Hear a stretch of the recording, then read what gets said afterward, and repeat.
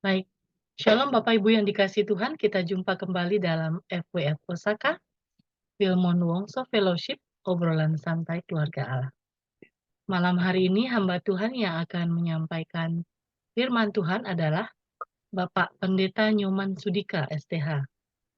Beliau dari Gianyar, Bali, yang akan menyampaikan tema Ketika Aku Lemah, Aku Kuat, dari 2 Korintus 12 ayat 9.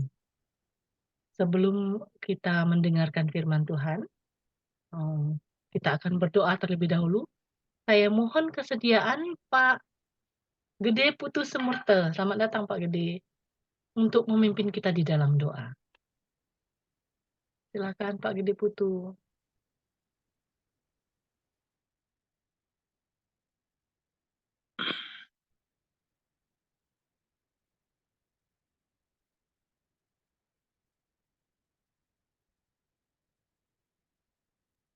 Baik, mari kita berdoa.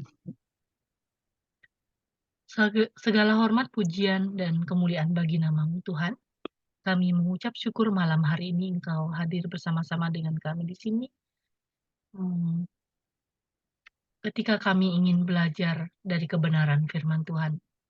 Hamba-Mu Pak Pendeta Nyoman Sudika yang akan menyampaikan firman-Mu malam hari ini, kami mohon urapan-Mu supaya apa yang disampaikan adalah isi hati Tuhan, dan kami yang mendengar Tuhan juga berikan kami hikmat-Mu untuk mengerti dan memahami apa yang Engkau ingin sampaikan kepada kami semua.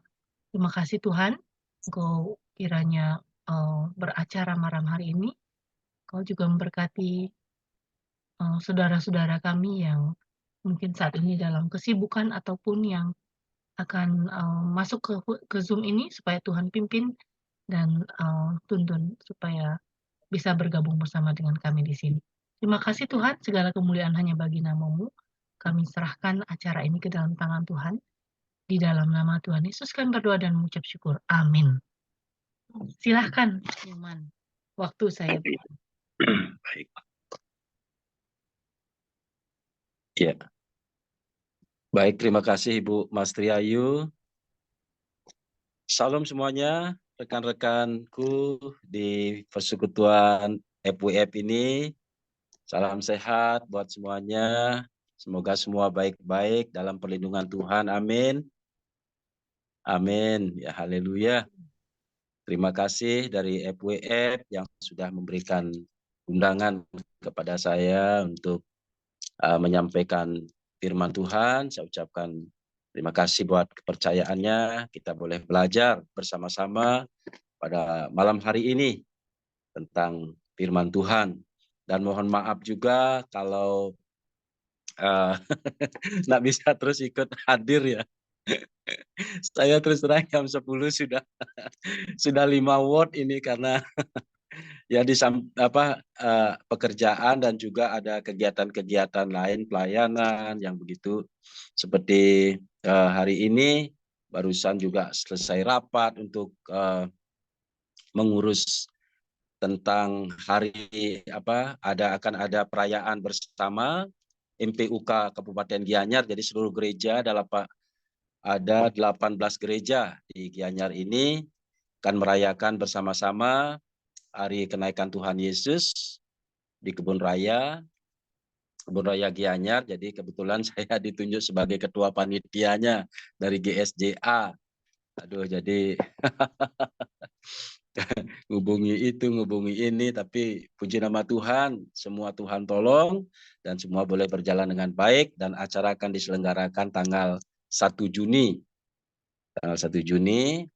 Jadi puji Tuhan, dan walaupun malam hari ini kondisi agak kurang fit, kena flu ya, karena cuaca seperti ini dan juga ngurus-ngurus acara seperti ini ya. Jadi jadi pelayanan adalah anugerah. Jadi percis tepat seperti tema yang diberikan kepada saya, bahwa ketika aku lemah, aku kuat. Nah, ini dia. Ini luar biasa. Baik, jadi saya tidak perlu perkenalkan diri lagi ya, cuma sudah pada kenal ya. Ada yang baru ya di sini, ada ya semua ya. Mahong, Pak Gede Putu Sumerto juga sudah pernah ya tahu ya. Jadi semua ya, jadi baiklah ya. Oke. Baik, kita akan mulai saja untuk sering-sering firman Tuhan sesuai dengan tema yang telah diberikan kepada saya di dalam surat Korintus 2 Korintus 12 ayat 9. Ketika aku lemah, aku kuat. Ini luar biasa. Malam hari ini kita akan belajar bersama-sama. Saya juga diberkati waktu mempelajari tema apa yang diberikan. Kemudian ini luar biasa buat saya karena memang adalah kata-kata ini sulit bisa diterima oleh orang-orang dunia ya. Jadi oleh karena itu baiklah kita akan belajar bersama-sama pada malam hari ini untuk menerima berkat firman Tuhan pada malam hari ini ya. Walaupun itu di dalam 2 Korintus 12 ayat yang ke-9 ya. Ayat yang ke-10 khususnya, sebab jika aku lemah maka aku kuat. Tapi baiklah kita akan baca di dalam 2 Korintus 12 ayat yang pertama sampai yang ke-10 ya. Setelah saya mempelajari ini, saya menemukan ada 3 pelajaran yang kita bisa terima dari Rasul Paulus. Jadi kenapa dia bisa kuat di tengah-tengah kelemahannya dia. Ini bagus sekali. Oleh karena itu, baiklah kita akan membaca 2 Korintus 12 ayat 1 sampai 10. Mohon kesediaan Ibu Mastri, boleh dibacakan, Ibu Ayu. 2 Korintus 12 ayat 1 sampai 10 ya. Ya. Baik. Paulus menerima penglihatan dan penyataan. Aku harus bermegah sekalipun memang hal itu tidak ada faedahnya. Namun demikian, aku hendak memberitakan penglihatan-penglihatan dan penyataan-penyataan yang kuterima dari Tuhan. Ayat 2 ya. Aku tahu tentang seorang Kristen 14 tahun yang lampau. Entah di dalam tubuh, aku tidak tahu. Entah di luar tubuh, aku tidak tahu. Allah yang mengetahuinya. Orang itu tiba-tiba diangkat ke tingkat yang ketiga dari sorga. Aku juga tahu tentang orang itu. Entah di dalam tubuh, entah di luar tubuh. Aku tidak tahu. Allah yang mengetahuinya. Ayat 4. Ia tiba-tiba diangkat ke Firdaus, dan ia mendengar kata-kata yang tak terkatakan, yang tidak boleh diucapkan manusia. Ayat 5. Atas orang itu aku hendak bermegah, tetapi atas diriku sendiri aku tidak akan bermegah, selain atas kelemahan-kelemahanku. 6. Sebab sekiranya aku hendak bermegah juga, aku bukan orang bodoh lagi, karena aku mengatakan kebenaran. Tetapi aku menahan diriku supaya jangan ada orang yang menghitungkan kepadaku lebih daripada yang mereka lihat padaku atau yang mereka dengar daripadaku. 7. Dan supaya aku jangan meninggikan diri karena penyataan-penyataan yang luar biasa itu, maka aku diberi suatu duri di dalam dagingku, yaitu seorang utusan iblis untuk mengocoh aku supaya aku jangan meninggikan diri. Ayat 8. Sebab hal itu aku sudah 3 kali berseru kepada Tuhan, supaya utusan iblis itu mundur daripadaku. 9. Tetapi jawab Tuhan kepadaku, cukuplah kasih karuniaku bagimu, sebab justru dalam kelemahanlah kuasaku menjadi sempurna. Sebab itu terlebih suka aku bermegah atas kelemahanku, supaya kuasa Kristus turun menaungi aku. Ayat 10. Karena itu aku senang dan rela di dalam kelemahan, di dalam siksaan, di dalam kesukaran, di dalam penganiayaan, dan kesesakan oleh karena Kristus. Sebab jika aku lemah, maka aku kuat. Amin. Amin. Ya, terima kasih Bu Mas Tri, Bu Ayu. Ya, luar biasa saudaraku. Jadi surat Korintus ini ya ditulis sekitar tahun 56 begitu ya, 55-56, dan kita tahu bahwa situasi pada waktu itu adalah banyak sekali muncul ajaran-ajaran atau nabi-nabi palsu ya, ajaran-ajaran gnostik yang pada akhirnya umat atau jemaat yang baru-baru percaya itu bingung, dan bahkan tidak heran kalau pada waktu itu timbul juga orang-orang yang mau meninggikan diri, gitu ya, menyombongkan diri dan lain sebagainya, dan bahkan ada orang-orang yang menyerang diri Paulus sendiri, ya menyerang kebenaran.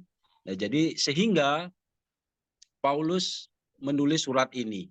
Ya, di dalam teks ini sering juga disebut sebagai surat apologetika, apologet, ya, yaitu ketika iman Kristen diserang, ketika kebenaran itu diserang, ya itu melawan dengan kebenaran ilahi. Nah ini jadi apologetika. Ya memang tidak bisa tinggal diam saja gitu. Seperti orang Bali ya seringnya diam, di apa direndahkan atau dihina apa, memang itu bagus, tapi ada kalanya memang harus berbicara. Nah, Paulus di sini dia sebagai seorang apologet ya. Dia ya waktu kuliah kita ada kelasnya ini apologetika.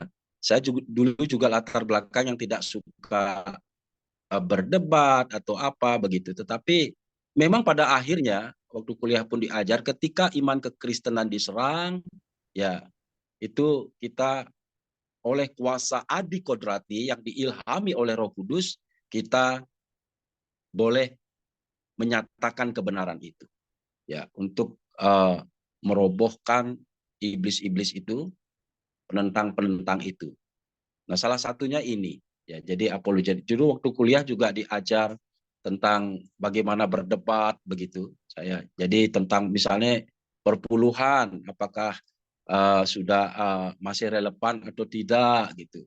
Terus kemudian bagaimana tentang apakah benar Allahnya orang Kristen itu 3, ya atau tidak. Nah, boleh setengah-setengah. Jadi diajar berdebat, ya baik tentang mana yang lebih penting, baptisan Roh Kudus atau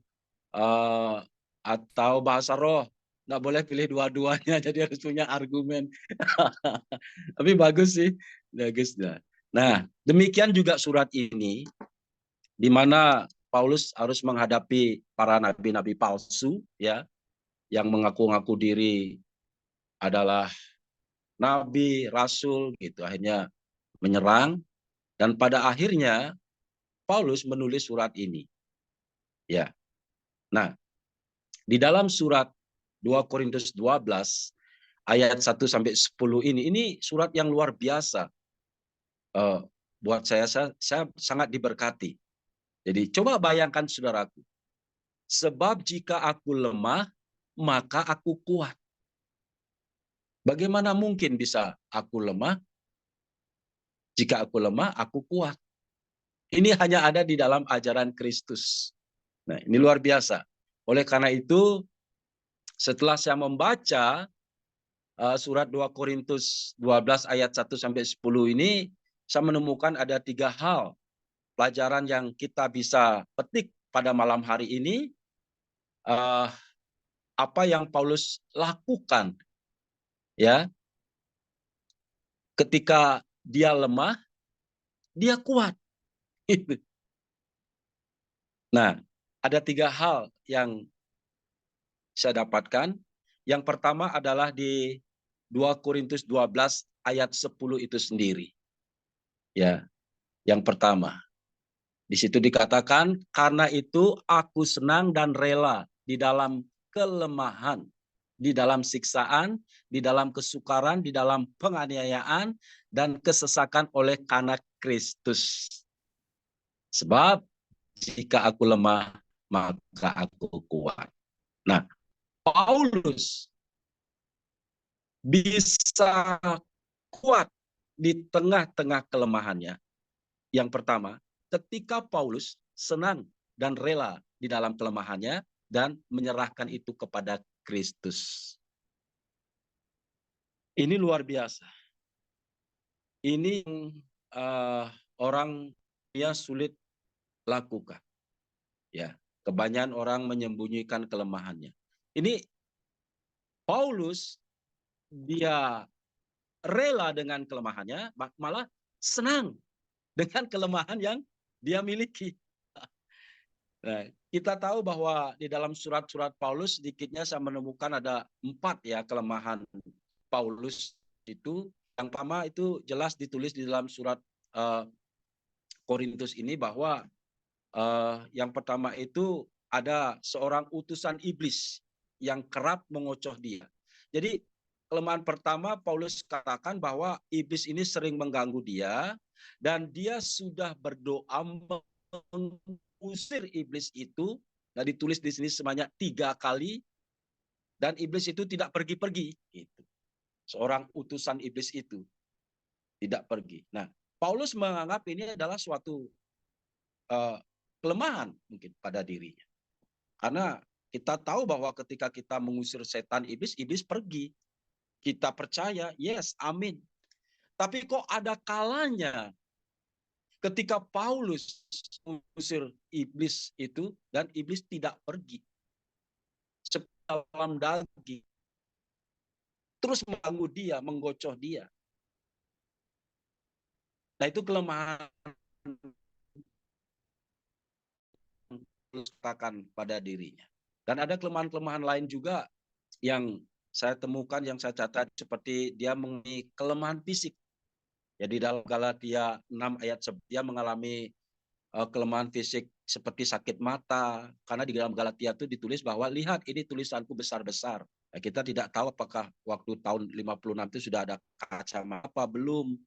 Ya, tapi Paulus di situ menulis seperti itu dan penafsir menulis bahwa Paulus punya kecenderungan mengalami sakit mata dan sakit fisik yang lain pun dia miliki seperti epilepsi, malaria, migrain, itu ada di Kisah Para Rasul. Mengalami migrain, malaria. Mungkin karena pada waktu itu ya malaria memang banyak. Dan banyak lagi. Malah di 1 Korintus 2 ayat 1 sampai 3 dikatakan bahwa Paulus itu sebenarnya orang yang tidak cakap berbicara. Jadi dia tidak cakap berbicara, malah pernah ditantang oleh musuh-musuhnya, surat-suratnya aja luar biasa. Coba dia suruh berhadapan dengan kita. Dia berani bicara. Memang faktanya Paulus itu yang kita pikir tinggi besar, sebenarnya dia kalau diselidiki di dalam Alkitab itu sebenarnya Paulus itu krempeng orangnya. Jadi berbicara di depan orang pun dia agak gagap gitu. Tidak berani. Tapi luar biasa kita tahu dia 13 surat menulis ketika diurapi oleh Roh Kudus. Jadi Paulus memiliki banyak kelemahan. Bahkan sering sekali dia keluar masuk penjara, residivis itu sebagai dianggap sebagai kelemahan juga oleh orang. Jadi banyak. Paulus punya banyak kelemahan. Nah, tetapi ketika dia menyerahkan kelemahan itu, dia katakan, aku rela. Dan bahkan aku senang dengan kelemahan-kelemahan. siksaan, kesukaran. Paulus senang dengan kesukaran dia. Oleh karena Kristus. Nah, ini yang dia kuncinya. Jadi Paulus bisa kuat di tengah-tengah kelemahannya. Yang pertama saya dapatkan adalah ketika dia rela dengan kelemahannya dan menyerahkan kepada Kristus. Emang tidak mudah, saudara. Jujur saudara, tidak. Tapi ini pelajaran yang luar biasa, ya. Karena pada dasarnya tidak ada manusia yang sempurna, kan? Punya kelebihan, punya kekurangan, punya kelemahan. Ya, baik secara fisik, ya, secara mental. Nah, Paulus itu kan fisiknya sakit, mentalnya juga ketika berbicara di depan orang tuh dia agak gagap-gagap ya. Tidak seperti surat-suratnya yang tajam begitu. Makanya dia pernah ditantang gitu. Nah, jadi dia nah, kecuali bukan kelemahan-kelemahan dosa. Ya, jadi jangan mengatakan ya saya kan memang orang seperti ini, saya suka bohong, saya apa lagi? Zina, judi, ini kelemahan saya, terima dong. No, ini bukan cacat karakter, ya, bukan dosa, tapi kelemahan fisik yang harus hadapi, mental, sikap yang dia sulit bergumul terus. Ya, akhirnya padanya Paulus menyerahkan kepada Kristus dan bergantung penuh kepada Kristus. Dan di situ kuasa Allah menaungi dia dan dia mendapatkan kekuatan dari Tuhan. Amin. Ya. Kita ambil contoh salah satu dari yang masih hidup sampai hari ini adalah orang yang tidak punya kaki dan tangan yang bernama Nick Vujicic. Kita tahu ya, Nick Vujicic adalah motivator 10 besar dunia dia masuk, yang tidak punya kaki, tidak punya tangan. Yang saya pernah baca juga kisahnya, dia juga tidak bisa menerima keadaannya. Sedih, bahkan dia mengatakan pernah mau bunuh diri. Sudah beberapa kali dia mau mencelakakan dirinya dengan berbagai hal. Dan umur 12 tahun dia sudah nyaris frustasi mau bunuh diri dengan keadaannya. Tidak bisa menerima. Dan pada akhirnya Nick Vujicic katakan bahwa dia kembali ke Bible yang mengatakan bahwa rancanganku bukan rancangan kecelakaan. Jadi kalau engkau melakukan kecelakaan atas dirimu, itu bukan dari aku. Kita tahu Nick Vujicic ini bapaknya seorang pendeta. Dia kalau nggak salah anak ketujuh ya dari ya. Dan bapaknya sendiri kaget melihat anaknya cacat seperti itu. Ya, di dalam cerita itu juga bahwa bapaknya tidak bisa menerima, tapi ibunya yang sangat mengasihi dia. Nah, singkat cerita akhirnya Nick Vujicic ini dengan ayat itu bahwa rancanganku bukan rancangan kecelakaan, ya, tetapi rancangan yang adalah rancangan damai sejahtera, rancangan yang membawa hari depan yang penuh harapan. Nick, kamu punya harapan. Nick, kamu punya masa depan. Nah, itulah yang akhirnya mengubahkan dia. Dia bisa menerima keberadaan. Dan dia pegang bahwa dia punya harapan, dia punya masa depan. Dan luar biasa adalah dari ibunya. Itu yang saya baca, kekuatan dari ibunya ketika dia melakukan aneh ya dari teman-temannya di sekolah, ya, jadi orang makan pakai tangan dia langsung pakai mulut gitu ya, seperti maaf seperti anjing begitu, seperti binatang, nangis katanya dia gini dihina. Hanya ibunya bilang, nih kamu normal, you normal, kamu makan pakai tangan, kamu pakai mulut karena punya tangan. Kamu nak punya tangan, kamu makan pakai mulut, kamu normal, you normal, kamu normal, sering kali. Dan akhirnya Nick kita bisa menerima keberadaan. Dan akhirnya mulai belajar mulai diri dan melakukan apa saja yang dia bisa lakukan, dan akhirnya luar biasa hasil. Dan dia bisa menjadi motivator 10 besar dunia. Nah, jadi ketika kita menyerahkan apapun, baik itu fisik, mental, mungkin juga ekonomi. mengalami kelemahan. Ketika kita serahkan kepada Tuhan, di situ ada kekuatan dari Tuhan. Di situ ada damai sejahtera. Amin. Amin. Nah, yang kedua adalah apa yang membuat Paulus kuat di tengah-tengah kelemahannya dia. Yang kedua saya menemukan di 2 Korintus 12 ayat 7 ya.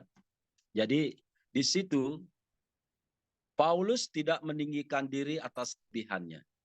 Ya, jadi 2 Korintus 12 ayat 7, dan supaya aku jangan meninggikan diri karena penyataan-penyataan yang luar biasa itu, maka aku diberi suatu duri dalam dagingku, yaitu seorang utusan iblis, untuk mengocok aku supaya aku jangan meninggikan diri. Jadi kecenderungan manusia adalah ketika memiliki kelebihan sedikit saja, apalagi banyak, itu mudah sekali untuk meninggikan diri, mudah sekali untuk menyombongkan diri.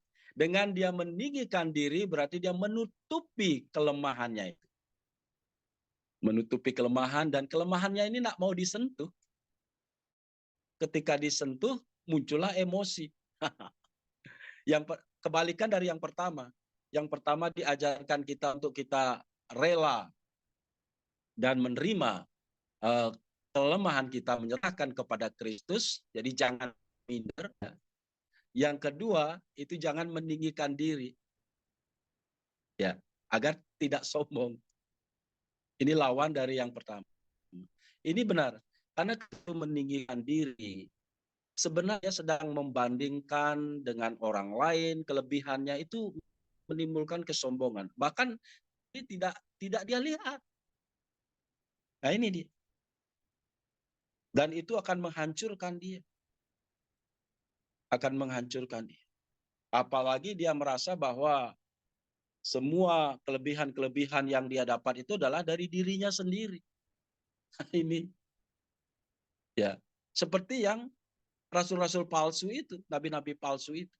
Ini sebenarnya Paulus tidak mau cerita tentang apa yang dia alami, memang dia simpan. Tetapi karena ada nabi-nabi palsu yang menyerang dia terus, oh Paulus, apa dia bisa? Saya sudah diajak ke surga di gini segini gini gitu. Pada akhirnya Paulus seorang apologet yang seperti yang saya katakan, ketika kebenaran itu diserang, kebenarannya apa? Enggaklah, jangan meninggikan diri. Aku ini loh, aku sebenarnya enggak mau meninggikan diri karena ada faedahnya bagiku. Baiklah kalau engkau mengatakan aku ini tidak pernah ke sana atau tidak mengalami pengalaman rohani, aku pernah diajak ke surga tingkat 3. Gitu ya. Jadi mungkin apa namanya yang di bumi, kemudian ruang antariksa, kemudian di surga. Ya, langit ketiga, Firdaus. Dia menyatakan bahkan dia mendengar bahasa-bahasa yang dia tidak dengar, yang Paulus katakan apa yang tidak pernah didengar oleh manusia, tidak pernah dilihat oleh mata, tidak timbul dalam hati, diberikan kepada dia. Dia beberkan itu 14 tahun yang lalu. Gitu. Dia ceritakan. Sebenarnya dia tidak mau, tapi karena diserang, dia menyampaikan itu untuk membuat bahwa kamu jangan sombong, gitu. Untuk menyadarkan. Nah itulah apologet. Ya, itu fungsinya di sini. Dan akhirnya Paulus menyampaikan itu. Nah, jadi untuk kita bisa kuat di tengah kelemahan kita, jangan meninggikan kelebihan-kelebihan kita. Apalagi itu kita orang-orang berpikir ya dari dirinya sendiri, ya karena saya belajar, karena saya kerja keras, tanpa mengatakan bahwa ini semua dari Engkau Tuhan. Sebenarnya tidak mau cerita. Tidak perlu, kan tidak faedahnya, karena Paulus menulis. Ya, tidak perlu bermegah dalam hal ini. Karena semua itu Tuhan yang beri. Kamu kenapa meninggikan diri semua? Bukankah semua Tuhan yang beri? Gitu. Disadarkan. Gitu.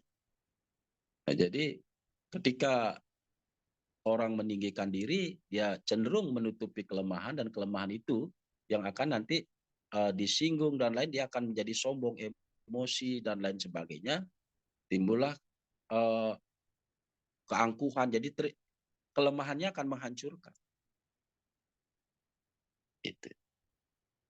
Ini dia. Nah, di Alkitab ada kisah yang Yesus katakan ada dua orang, satu Farisi, yang satu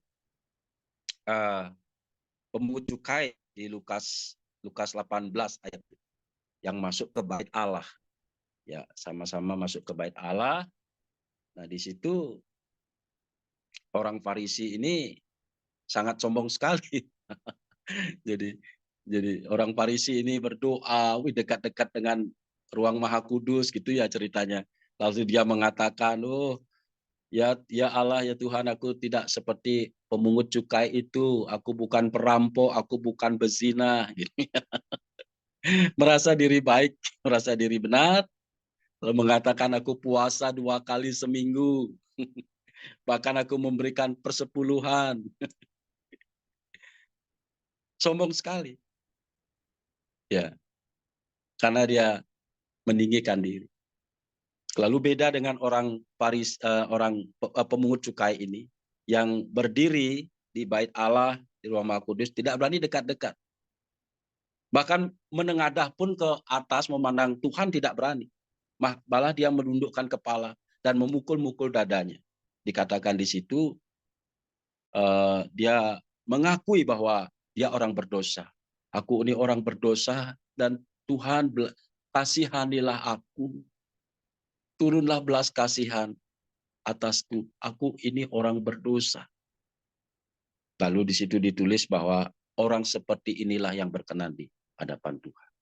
Sebab orang yang meninggikan diri akan direndahkan dan orang yang merendahkan diri akan ditinggikan oleh Allah. Amin. Saya yakin dan percaya bahwa rekan-rekanku di FWF tidak ada seperti ini ya, semua baik dan rendah hati. Ya, jadi hati-hati saudaraku, karena aduh gimana ya. Ya, kita semua pekerjaan kita akan diuji oleh Tuhan. Ini yang sangat mengerikan. Kadang-kadang ketika mendapat aplaus, tepuk tangan, sanjungan dari orang, kita sudah kehilangan upah. Karena itulah sudah upahnya. Gitu. Makanya apa yang dilakukan di tempat sembunyi yang tidak dilakukan, yang tidak dilihat orang, hanya Allah yang melihat, disitulah kita akan mendapat upah. Ini berat memang kadang. Ya, berat.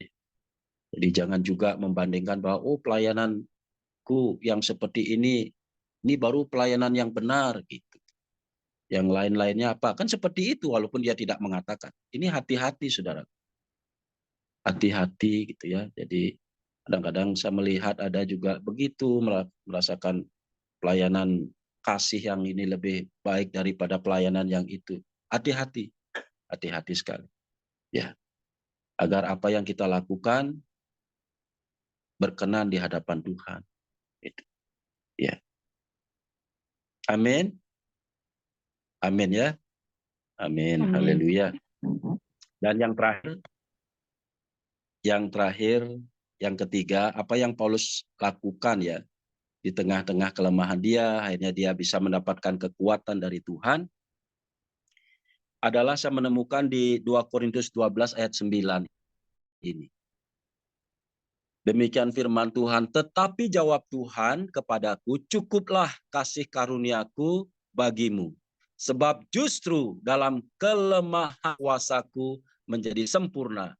Sebab itu terlebih suka aku bermegah atas kelemahanku, supaya kuasa Kristus turun menaungi aku. Nah, di sini saya mendapatkan bahwa Tuhan mengajarkan kepada Paulus untuk bersyukur. Nah, Paulus bersyukur atas apa yang Tuhan telah berikan kepada dia. Ya. Paulus diajar bersyukur. Cukuplah kasih karuniaku, cukuplah keselamatan bagimu. Ya, walaupun Paulus banyak kelemahan ya waktu itu. Pertama dia memang menyatakan penyataan-penyataan itu yang dia tidak memegahkan diri di hadapan Tuhan. Hanya dia menyampaikan kepada para nabi-nabi palsu itu bahwa dia juga mengalami adikodrati, dan juga di dalam kelemahannya dia sampaikan juga. Ya, tetapi Tuhan berbicara bahwa cukuplah di dalam kelemahannya ketika mengusir setan, ya, dikatakan iblis yang mengganggu dia. Ya, iblis ini mungkin secara real, ataukah yang dimaksudkan iblis ini adalah nabi-nabi palsu itu? Karena kan banyak seperti dibilang serigala berbulu domba. Jadi ada banyak serigala di situ. Iblis-iblis itu diusir dan tidak mau pergi. Tapi Tuhan berkata, cukuplah kasih karuniaku. Jadi di situ Paulus diajar bersyukur. Diajar bersyukur, ya, oleh Tuhan, diingatkan. Dan firman Tuhan juga mengajarkan kita bahwa, hei, kenapa engkau gelisah, sedih, nah ada makanan, bukankah tubuh lebih penting daripada makanan? Dan hidup lebih penting dari makanan, tubuh lebih penting dari pakaian. Ya. Tubuh ini pakai pakaian. Ya. Ya, bersyukurlah kalau engkau masih punya tubuh, walaupun lagi kan, walaupun tidak ada pakaian yang layak dipakai. Bersyukurlah, gitu. Kalau tidak ada makanan, kamu masih bisa hidup. Gitu.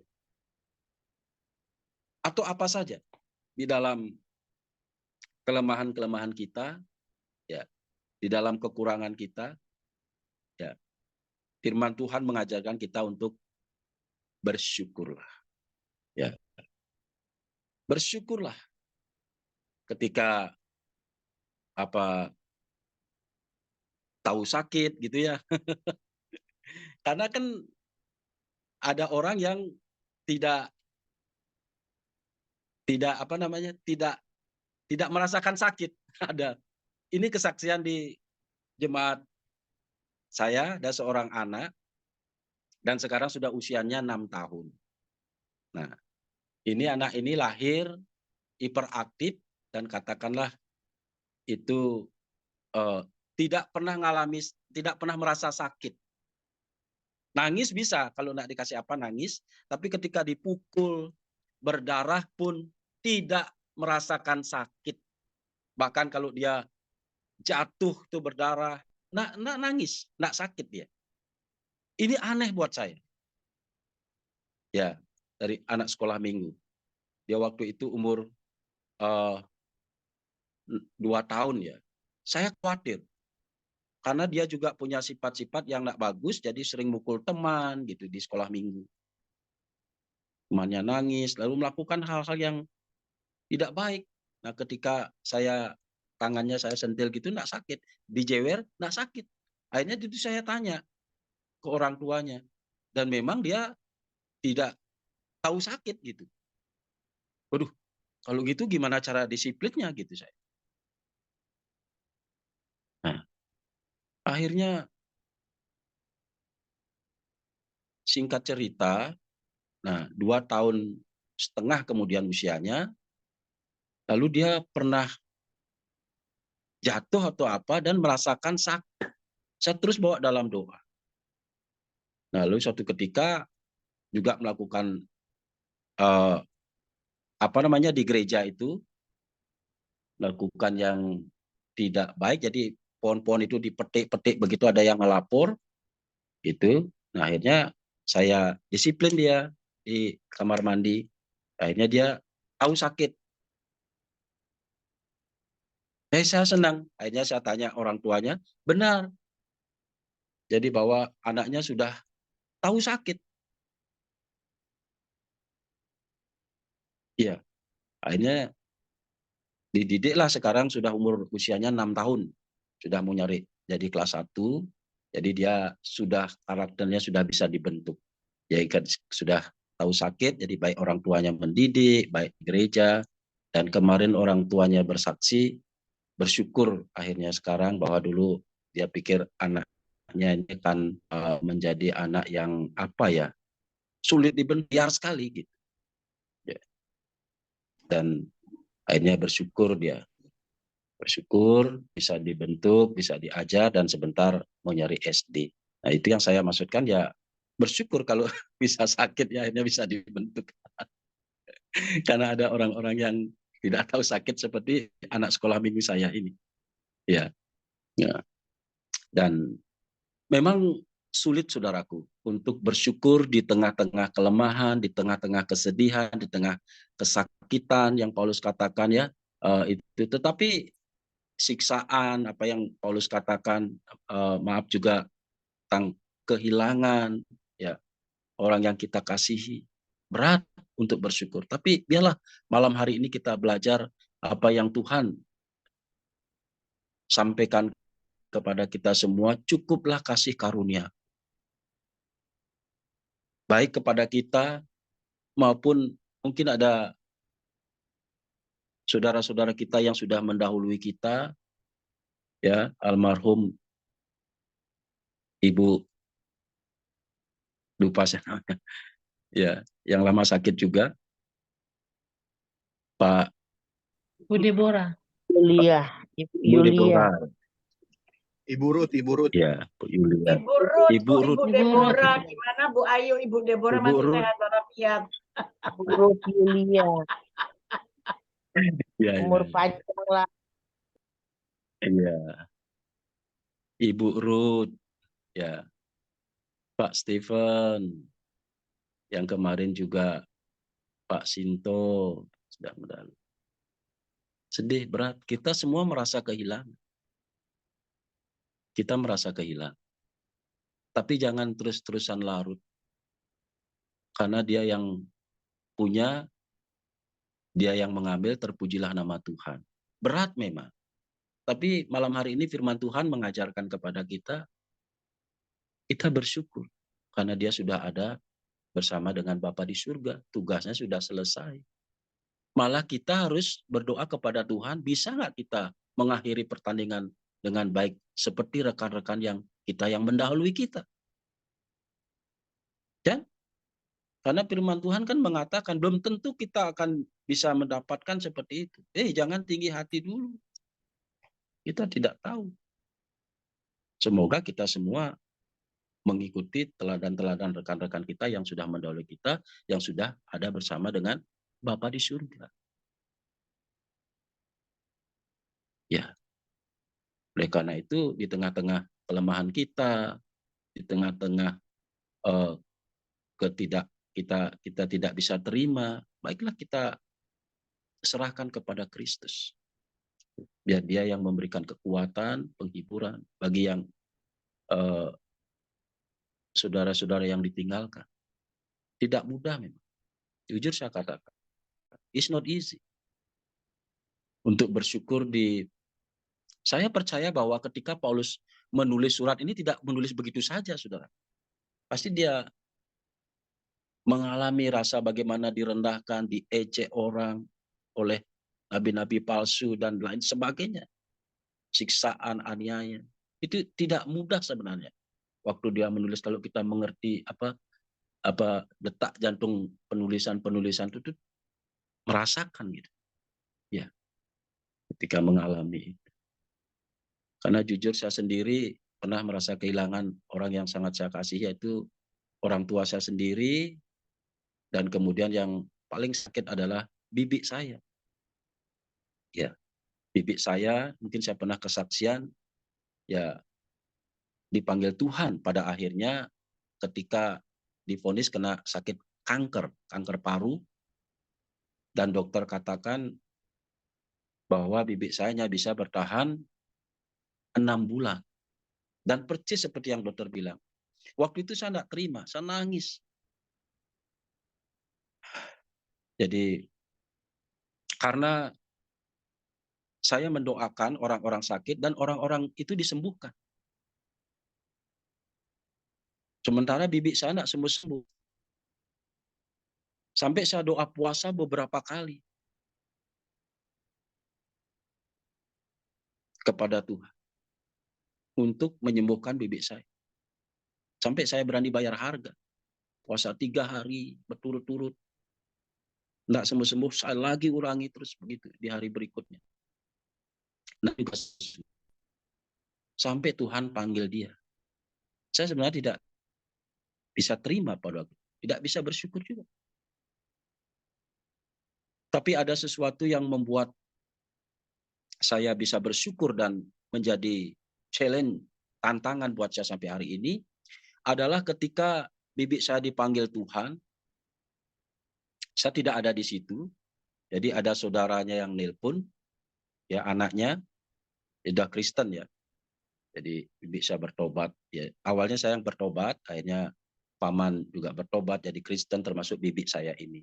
Bibi saya ini pendoa syafaat. Imannya saya tahu luar biasa, rajin ke gereja. Selama 8 tahun itu hanya 3 kali tidak ke gereja. Dan setiap kali saya diam-diam mendatangi rumahnya, kadang bersama istri saya, dia selalu baca firman, menyembah Tuhan. Ini sesuatu yang luar biasa. Dan hidup dalam kebenaran, melayani Tuhan. Nah, ketika anaknya menelpon, saya datang ke situ. Dia sudah dipanggil Tuhan. Nah, ketika saya mau menumpangkan tangan, saya berdoa sekiranya hidup apa kembali lagi. Saya dalam nama Yesus bangkit, saya kiranya bibi saya bangkit gitu ya. Dari rumah saya sudah besar iman saya gitu. Sudah wah terus pasang roh dan lain sebagainya. Saya mau mendoakan biar ada kesaksian bibi saya bangkit tiba-tiba dan hidup. Dan apa yang terjadi saudaraku? Ketika saya datang ke sana, saya menumpangkan tangan di atas kepalanya. Bibi saya tidak bangkit, malah ada suara. Suaranya mengatakan, pialanya penuh melimpah. Gemetar tangan saya sudah. Nggak jadi saya doa untuk membangkitkan dia. Saya hanya menarik tangan saya dan bersyukur kepada Tuhan. Bahwa Tuhan katakan bibi saya ini, pialanya penuh melimpah. Wow. Ketika engkau berdoa, ketika engkau menyembah Tuhan di rumah, tidak ada yang tahu. Ketika engkau baca firman, jangan pikir bahwa itu tidak ada malaikat yang mencatat.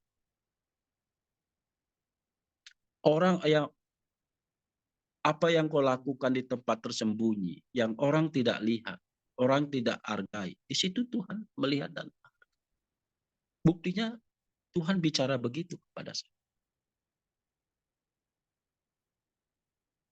Luar biasa.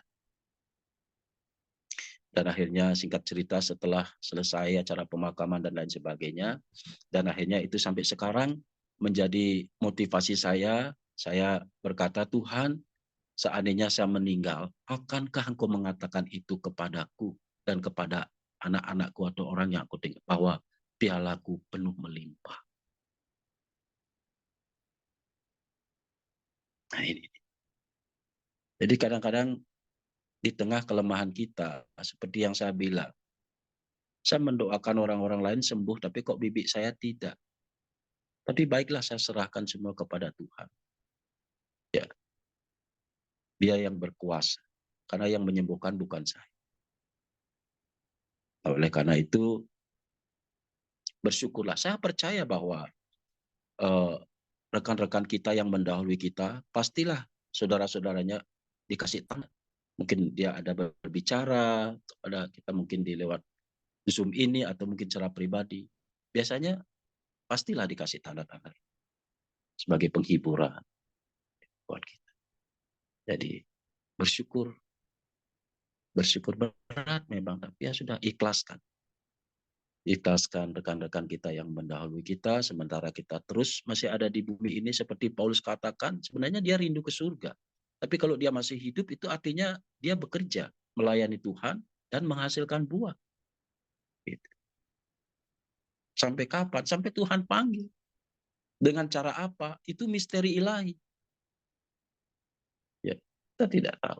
Karena di dalam kekristenan kita percaya bahwa matinya atau meninggalnya orang percaya bukan bagaimana dia meninggal, tapi bagaimana hidupnya. Itulah yang menentukan orang itu masuk surga atau tidak. Bagaimana dia waktu hidup. Adakah imannya? Adakah buah-buah pelayanannya? Seperti itu, saudara. Ya, dan terakhir,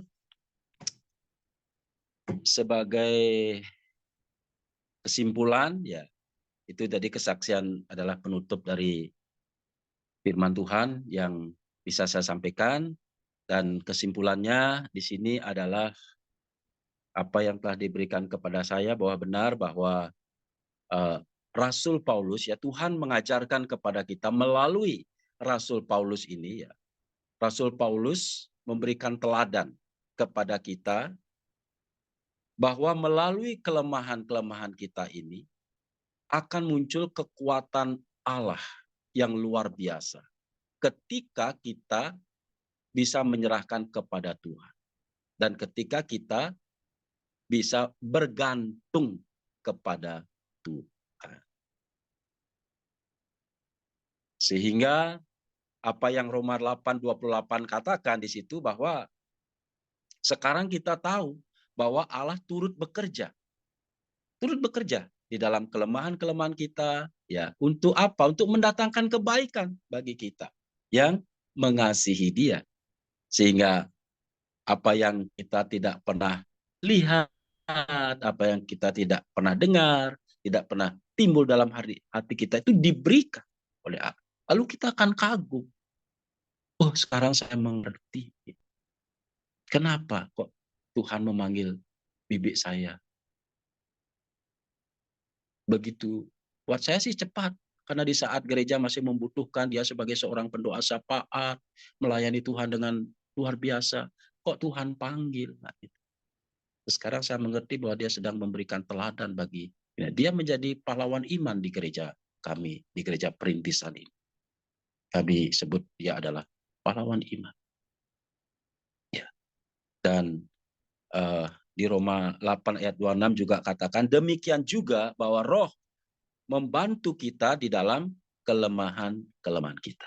Dan biarlah di hari-hari pencurahan Roh Kudus ini, ya, di momen-momen apa namanya novena, ya orang bilang fenomena atau novena Roh Kudus, biar dicurahkan atas setiap manusia seperti ditulis dalam Kisah Para Rasul dan juga khususnya kepada orang-orang percaya agar, ya, bisa menjadi kuat di tengah-tengah kelemahan yang kita hadapi karena Roh Kudus. Seperti Roma 8 ayat 26. Ya, Roh akan membantu kita. Roh Kudus akan menolong kita di dalam kelemahan-kelemahan kita. Apapun itu. Baik kelemahan secara fisik, secara mental, secara emosi, secara finansial. Biarlah Roh Kudus itu yang memampukan kita, memberikan kekuatan, sukacita, penghiburan, dan damai sejahtera kita. Amin. Amin. Puji Tuhan, itu aja yang bisa saya sampaikan. Saya serahkan kembali ke host, Ibu Astri, Bu Ayu Mastri. Saya mohon Pak Nyoman tutup dalam doa. Setelah itu kita diskusi. Ya, baik. Mari kita berdoa. Bapa di surga, terima kasih buat kebenaran firman-Mu. Firman-Mu yang tidak pernah bosan kami pelajari Tuhan. Padahal kami sudah sering membaca, tetapi kok Roh-Mu yang memberikan hidup itu, yang membuat kami terhibur, yang membuat kami kuat, yang membuat kami terus percaya bahwa firman Tuhan itu hidup, menyegarkan jiwa kami, memberikan kekuatan, damai sejahtera, dan sukacita dari kami. Dan sukacita yang Kau berikan, damai yang Kau berikan, bukan dari dunia ini, melainkan dari surga, dari Roh Tuhan sendiri, yang akan menolong kami di tengah-tengah kelemahan kami. Kami berdoa ya Bapa di surga, buat kami semua, rekan-rekan kami, apapun kelemahan-kelemahan yang terjadi, yang ada pada diri kami, Engkau yang tahu. Malam hari ini kami serahkan semua kelemahan-kelemahan kami itu, baik secara fisik, mental, emosi, finansial, hubungan dengan atau kurang dalam hal apapun. Tuhan, Engkau Yesus yang menciptakan kami, Engkau tahu segala kelemahan kami. Seperti Paulus yang luar biasa Engkau pakai, juga punya kelemahan. Malam hari ini kami bawa ke dalam tangan-Mu ya Tuhan. Kami letakkan di bawah kaki-Mu segala kelemahan-kelemahan kami. Kami serahkan ya Tuhan. Di dalam nama Yesus, biarlah kelemahan-kelemahan itu boleh menjadi kekuatan bagi kami. Untuk kami bisa melakukan pekerjaan-pekerjaan Tuhan, untuk kami bisa melakukan hal-hal yang baik yang Kau perintahkan kepada kami untuk hormat dan kemuliaan bagi nama. Nama Yesus, jangan kami tidak izinkan iblis yang mengintimidasi kelemahan-kelemahan kami sehingga kami menjadi minder ataupun membandingkan dengan yang lain. Dijauhkanlah di dalam nama Yesus yang Maha Kuasa. Biarlah kami mau tetap setia dengan segala keberadaan. Kami boleh bersyukur dengan kasih karunia keselamatan yang Kau berikan. Itu jauh melebihi dari apapun ya Tuhan.